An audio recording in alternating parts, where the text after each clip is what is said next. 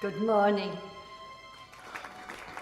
I am so honored to be here today, representing my home bioregion 17 and serving as coordinator for day 2 of our Covenant Day 2050 celebration and our 25th annual meeting. Welcome, all of you here before me in this hall, and all of you who are participating virtually throughout the world.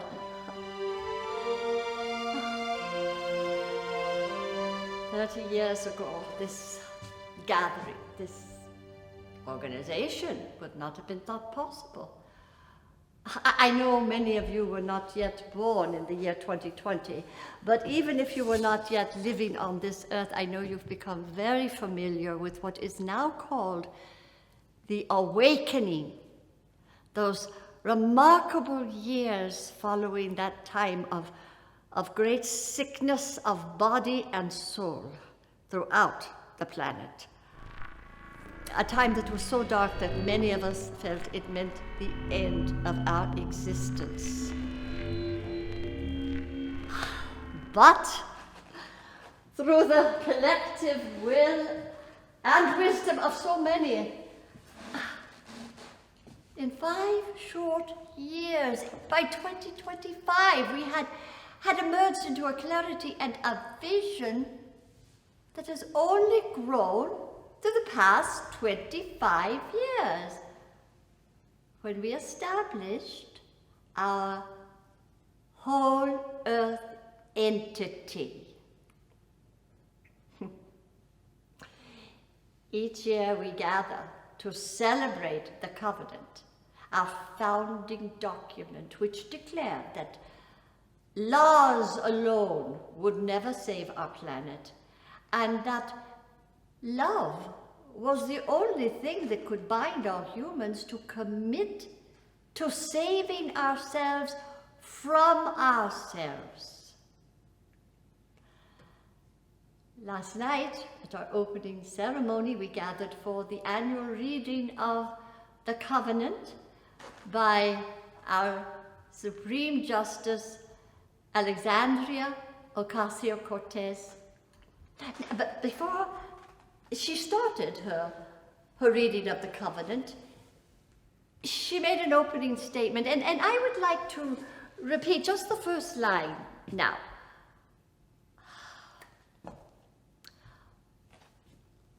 "105 years ago, our mothers and fathers brought forth on this planet a new entity, conceived in love and dedicated to the proposition that all life is sacred." Yes, it bears a stylistic similarity to the words of the American President Abraham Lincoln.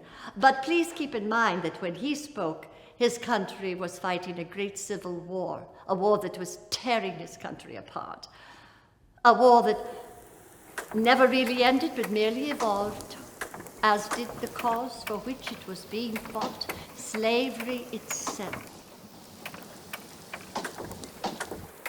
Today, we can say that we live in a world that has seen the end of racism and the end of the exploitation of all living things.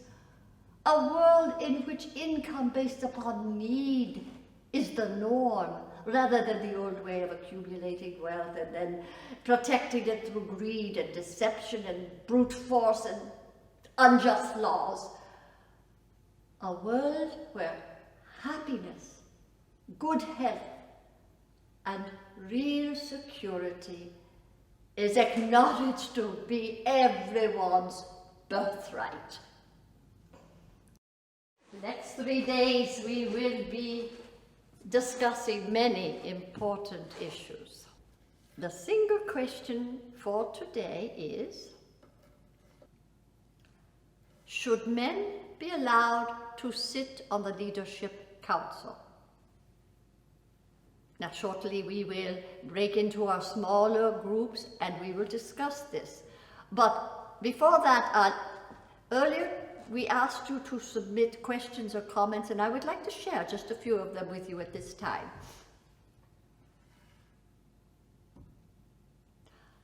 Martin from Bioregion 29 says, it's been 10 years since the Great Mutiny. I think men have been banned from the Leadership Council for long enough.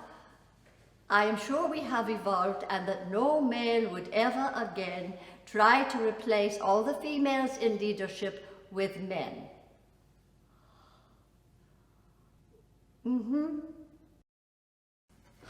Next, we have Lourie from Bioregion 45. Lourie says, it's time we had equal representation. It's not as if a woman couldn't be a criminal. Remember Benghazi. Seriously, Lourie? Nadia from Bioregion 36 says, men break things. Thank you for that reminder, Nadia.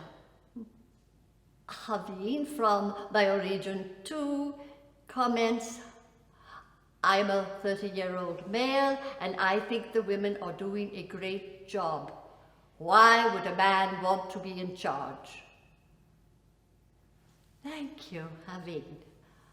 Our keynote speaker tonight is our Environmental Minister, Greta Thunberg, and at our closing ceremony for the day, our new elected leader, Malala Yousafzai, will be honoring our retiring leader, Jacinda Ardern.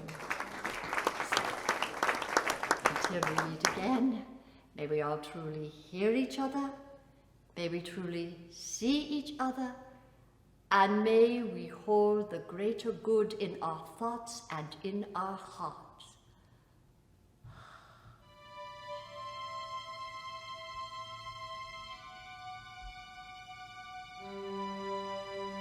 Thank you.